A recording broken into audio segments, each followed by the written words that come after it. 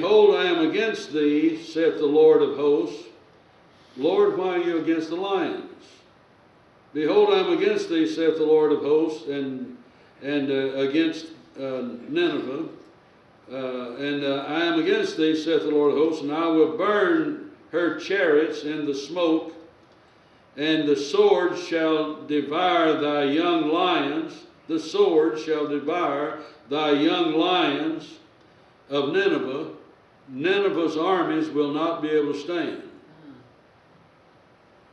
The lions means violence, and the people that will be violent and so forth, and this is going to be worse than violent. It looks like that they'll be eating their prey. All right, so I will cut off thy young lions from Nineveh, and I will cut off thy prey from the earth. So the armies, I'd say the violence, that's what the armies would be for, violence, but these people that comes over here are more violent than them. They're killing the armies of Nineveh, and Nineveh to me is the United States. They're killing the army of the United States to me at this time. I don't see anything else different right now. And for his, let's see, verse 12, for the lion did tear in pieces enough for his whelps, tear in pieces, for lions would eat people or animals and whatever, and whelps is the little lions, baby lions, children lions, and strangled for his lionesses, the wives of the lions, and filled the holes with prey, and his dens with ravin and torn flesh, and behold, I am against thee, saith the Lord of hosts, against Nineveh. And I'm sure he'll be against these people like that too, but he's allowing those people to come in and wake up God's people, or really I think they've gone too far and there's no hope. It's just that judgment is coming. That's all there is to it. And he goes on to read that way. I am against thee, saith the Lord of hosts. I will burn her chariots in the smoke. Chariots, chapter 2 and verse 4. The chariots shall rage in the streets. They shall jostle one against the other in the broad ways, and they shall seem like torches, and they shall run like the lightnings. Now, this is already happening in the streets to an extent, but this looks like it's going to go into the chariots of armies. The chariots of armies. And, all right, then verse 13, behold, I am against thee, saith the Lord of hosts. I will burn her chariots in the smoke. I will burn her chariots in the smoke. And possibly that will be regular automobiles jostling one against the other whenever these people come over here. As a matter of fact, there's a car just run through a bunch of people just the other day. And, all right, so that could be starts of it, I would say. But now we've already had chariots that's having wrecks, you know, and the normal. But this looks like it's going to be, some of this is going to be deliberate. Verse 13, behold, I am against thee, saith the Lord of hosts. I will burn her chariots in the smoke, Nineveh, and the sword shall devour thy young lions. Nineveh cannot stand with the armies that they have, the armies. Now I will cut off thy prey from the earth. The Nineveh's armies cannot stand up, and from the earth, and the voice of the messenger shall no more be heard. The voice of the messenger, I'd say that's the voice of God through his people, will not be heard at that time. All right, now drop over here. I'm telling you some of the things there and what's going to be taking place in those places. Okay, now notice here in verse 10, yet was she carried away, she went into captivity. Her young children also were dashed in pieces at the top of all the streets. They'll make the hell's angels look like good citizens. And they cast lots, notice this, They cast lots for her honorable men, and all her great men were bound in chains. Great men, honorable men, were bound in chains, and then they cast or gamble for it to get who's going to get these great men. Now notice I was saying their armies in verse 13, chapter 2, verse 13. All right, notice here in verse 12. And all the strongholds shall be like fig trees. The strongholds. The armies can't stand. Verse 13. The lions of Nineveh cannot, the violent and ones that goes out to fight and kill, and that'd be our armies, I would say, because it's talking about the strongholds. And I would say also these strongholds, they'd be glad to get somebody at this time that's rich, maybe, not only the generals of the strongholds and whatever, but people that are rich and has made themselves names, and they'll put them in chains. I would say a lot of it's going to be the generals, the strongholds. And all thy strongholds shall be like fig trees, and the first ripe figs, and they shall be shaken, and they shall even fall into the mouth of the eater. They will even fall into the mouth of the eater. The lions fall into the mouth of the lions, the eaters, that's supplying food for his whole family. And, all right, so it looks to me like, now that's going to be hard to get across to people, that we're going to be running into cannibals. It looks like. Now, I guess when it happens, we can say this is that. It looks like cannibals are going to be taken over. Great men and honorable men are going to be put in chains, and somebody's going to gamble for them, shooting dice or drawing cards or something. I don't know how they're going to gamble it. As a matter of fact, I don't even know which one of the poker players is what. I mean, whatever.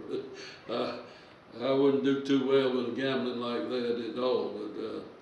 But anyway, these they will gamble in verse 10. They will gamble for these honorable men and the strongholds. These honorable men, undoubtedly, is going to include out, since it says here in verse 13, chapter 2, verse 13, that our young lions cannot stand against them. It would make me to think that the strongholds fall, and as the strongholds falls, they will gamble for the generals and honorable men. I don't know who all the honorable men are going to be. Strongholds, and be like the fig trees with the first ripe figs, and they if they be shaken, they shall even fall into the mouth of the eater. I'd rather give you this than to let, and say, well, Brother Frazier guessed that wrong or whatever, than to let it slip up on you and take you by surprise. All right, these gates are open, verse 13, and these are the people that's coming through the gates. That's what Mr. Trump said. He ought to know. I mean, he's in a high position to know. They're coming through our gates freely and being scattered out all over the United States, and that'll only be part of it. There'll be fire falling from heaven. And Mr. Reagan, when he was in office, he had what was building up in Star Wars in space. I don't know what all that means. Star Wars don't sound like it's very calm, does it? Star Wars in space, there's no telling what we got up there. But there's going to be fire falling from heaven, stars, says stars, but now man-made stars, undoubtedly, that'll be falling down from out of the sky They say that some of these rockets, they can shoot them for thousands of miles and hit their target. But if they're only about a couple of hundred miles above you, how much time are we going to have to get ready for it a couple of hundred miles above you? All right, but anyway, but now remember, if you will learn the Word of God, let me close with this. Somebody remember where we're leaving off in Mark 2. Let me close with this. Turn to Luke chapter 21, and there's many verses like unto it, and scriptures that will let you know you don't have to be in this. All you have to do is be a good child of God that's walking on and making progress in the Lord, just like what you're doing now.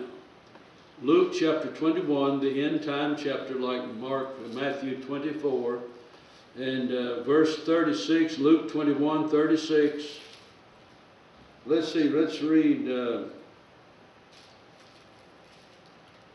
why don't we read verse 34 through 36. And take heed to yourselves, lest at any time your hearts be overcharged with surfeiting, and overeating and thinking and so forth that we got available, and drunkenness and cares of this life. All of this can hypnotize you, that these things will take you by surprise, so that that day come upon you unawares. For as a snare shall it come on all them that dwell on the face of the whole earth. Watch ye therefore, watch ye therefore. You don't know everything about it, but you can watch therefore from the Word of God. Watch and pray. Watch you therefore and pray always, that you may be accounted worthy to escape all these things that shall come to pass and stand before the Son of Man. Now that does not mean that the rapture takes place. It means you can avoid it.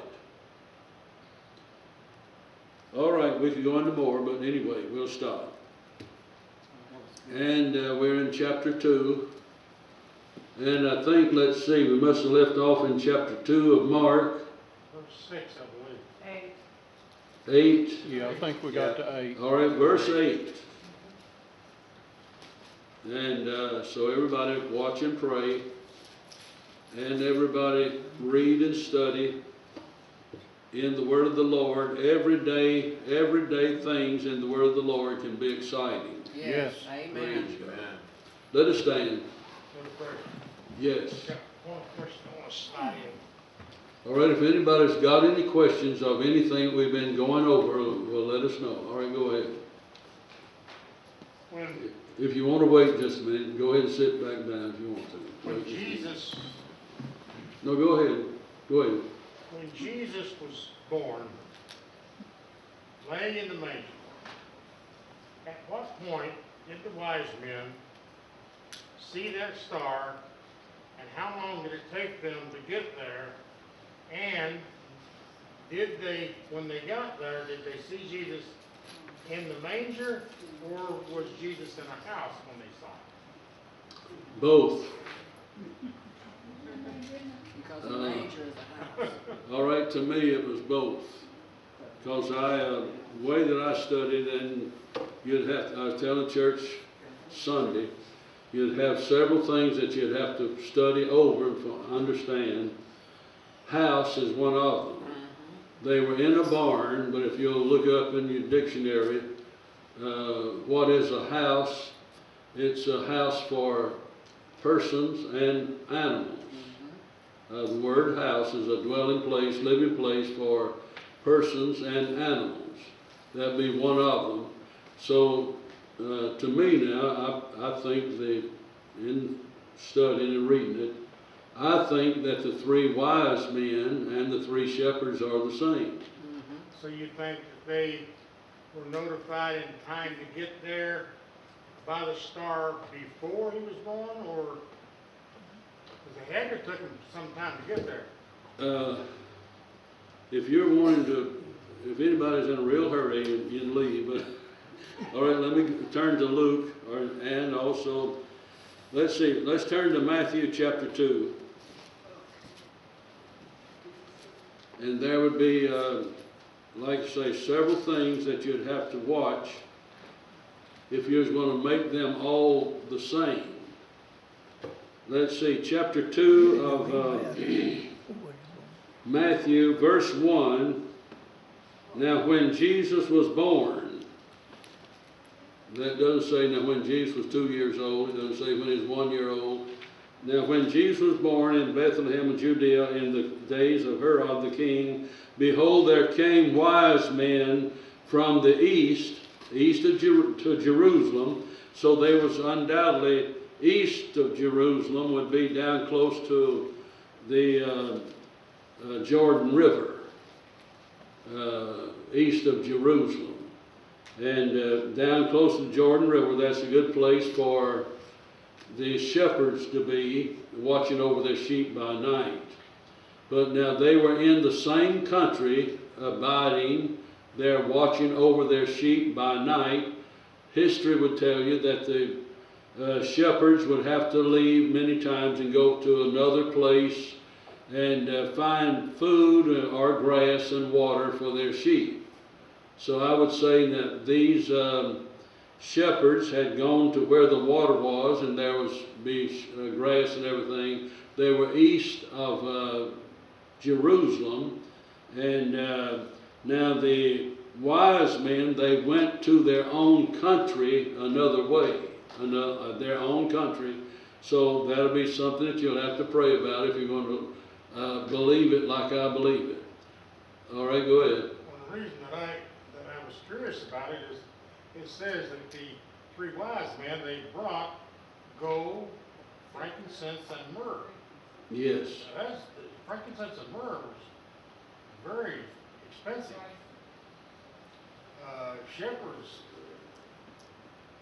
they wouldn't have that kind of. What amount you suppose they had? Traveling from one place to another. Let's see, some of that frankincense, isn't that sort of a bush that you get perfume out of? Brother Frazier, it's a rosin out of a tree. It's kind of like pine tar. And myrrh, and that about the Same same thing. So they had Christmas trees.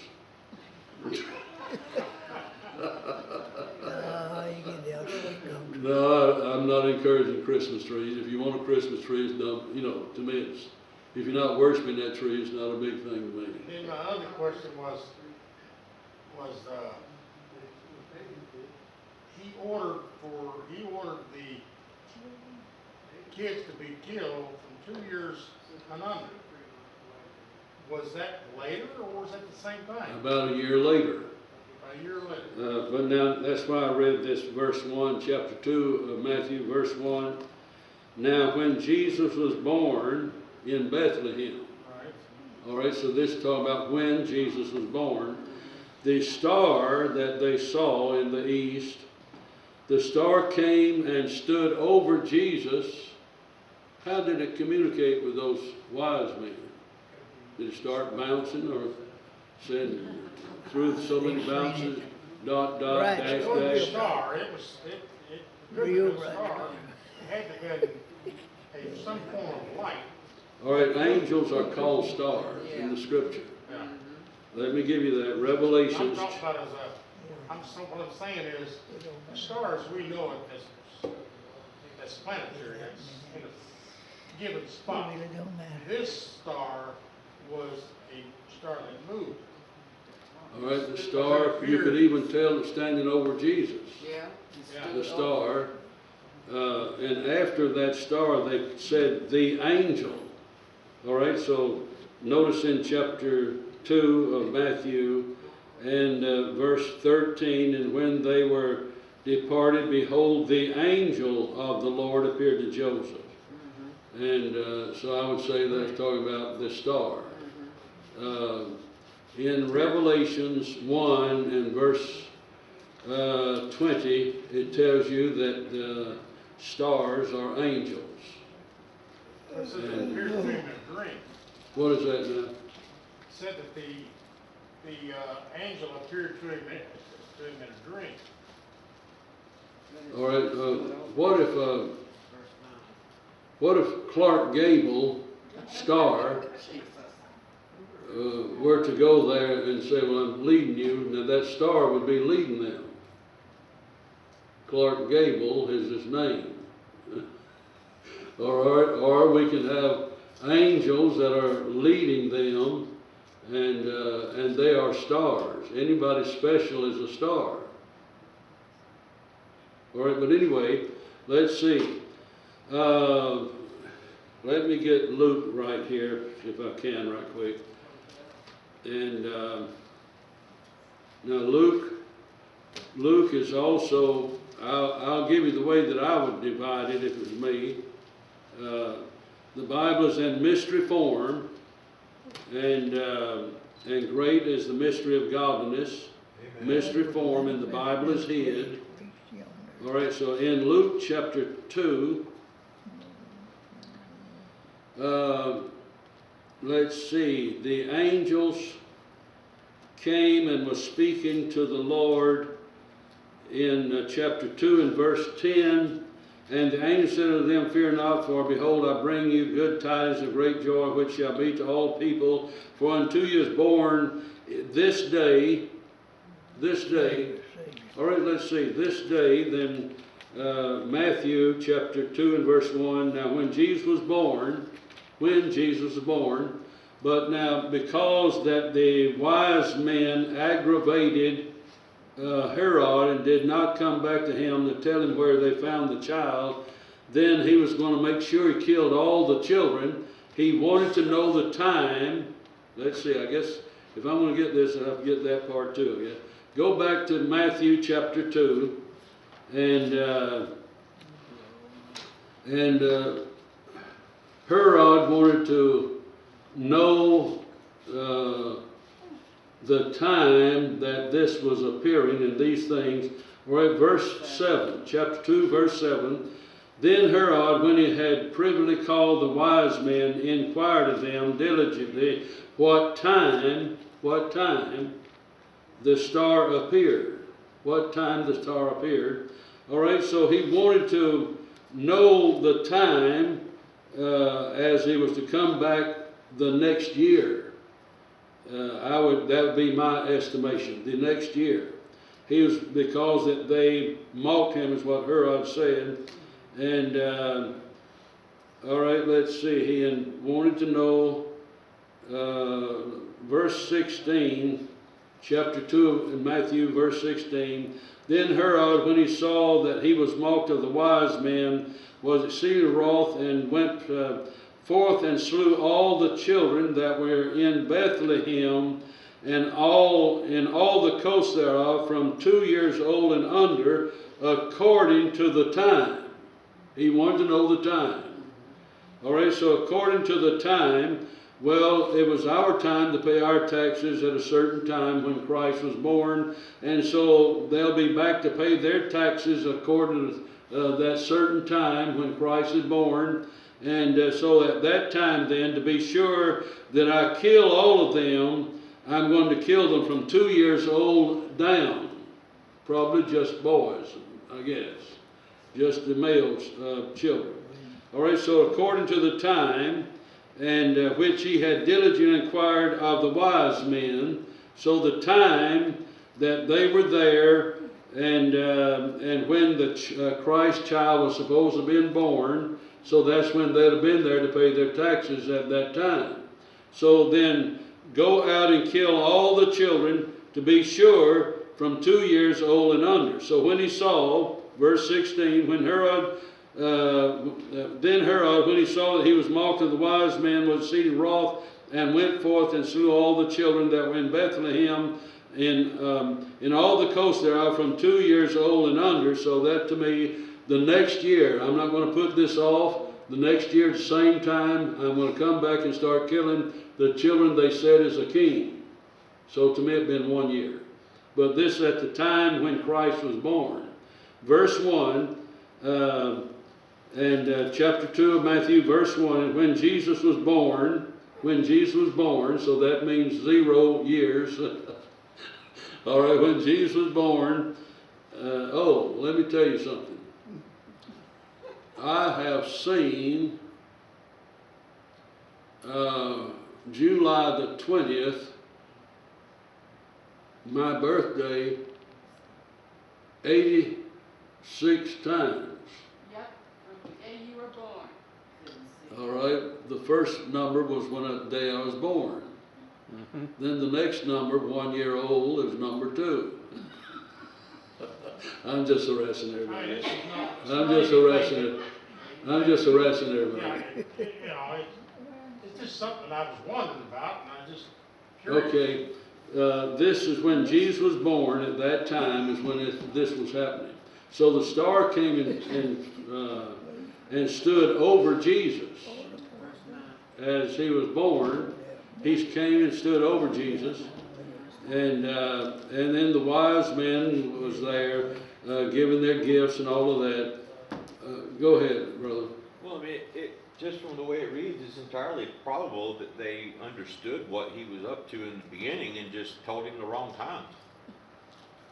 Understood what he's up to. Yeah, I mean, all Plan right. for So he goes and inquires of the scribes and Pharisees what time it happened after they came to him inquiring about where he was. So now he sent them out, had some other people come in and talk to him. Then he brings them back in. I mean, that's all real suspicious. I mean, just on a carnal level, it's real funny that he would even try to do it. So, I mean, it's entirely possible they just said, "Oh, 2 years ago." All right, notice that verse Pull down 3. the room, you know, hey, I get away from this guy. He's crazy. Notice verse 3. Whenever they went to Jerusalem, they shook up all Jerusalem. Yeah, talking about it. When Herod, verse 3, chapter 2, Matthew, verse 3. And when Herod the king heard these things, he was troubled, and all Jerusalem with him. He was troubled that there's a king that's born. And so he got the wise men together. What time is all this happening? So he knew then what day that they had come, or the area of the time that they had come to pay their taxes. And so the next year he was mad and angry because the wise men had mocked him and went home another way. And so therefore he started killing all the children. That was a prophecy of Jeremiah the prophet. Verse 17, and then was fulfilled that which was spoken by Jeremiah the prophet, saying, in Ramah was there a voice heard, lamentation and weeping and great mourning, Rachel weeping for her children, and would not be comforted because they are not, that is, Herod killed them.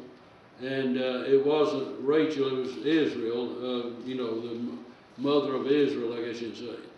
And so the mother of Israel was there, so to speak, used her name for the children, weeping for the children that was killed. All right, but anyway, let's see. Let me read verse 17. Then was fulfilled that which was spoken by Jeremiah the prophet in Ramah,